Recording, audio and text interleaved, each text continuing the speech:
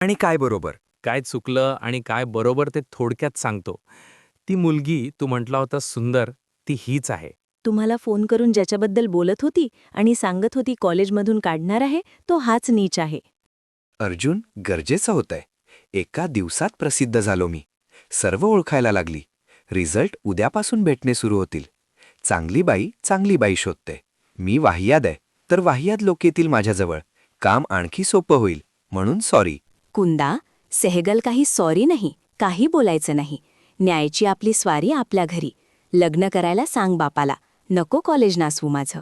प्रताप, मंदबुद्धी आहे का तू? सांगितलं ना काम आहे म्हणून आलाय. कशाला घाबरतेस? काही नाही करणार तो. कुंदा सेहगल, तू त्याच्याबरोबर राहिला नाही म्हणून बोलतो आहे. प्रताप सेहेगल, कुंदा, मूर्ख आहे का तू? वहिनीकडून काही शिकली नाही. गबाळ म्हणून कबाड देणार होतो याला, पण मूर्ख मुलीने केला घोटाळा. मूर्ख आहे माझं बाळ, वहिनीबरोबर राहते, पण शिकली नाही काही. लग्न करण्याआधी तोंड सोडते मूर्ख बाई. लग्नाआधी गप्प बसावं, तुम्ही म्हणाल ते करीन म्हणावं. आधी लग्न करून घ्यावं, मग आपलं खरं रूप दाखवावं. वहिनीही तुझी हात दाखवते, एक एक रंग दाखवते, पण लग्न झाल्यावर शहाणीबाई आधी गप्प बसते. राग येईल त्या गोष्टीवर हसते.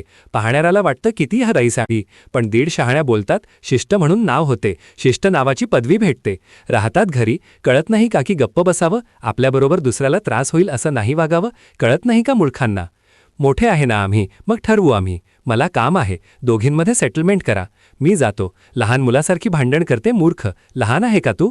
कुंदा सेहगल मूर्ख आहे एक नंबरचा. घरातल्या गोष्टी बाहेर बोलतो. बाहेरचे फायदा उचलतायत. इतकी जड झाली असेल तर विहिरीत टाक ना मला.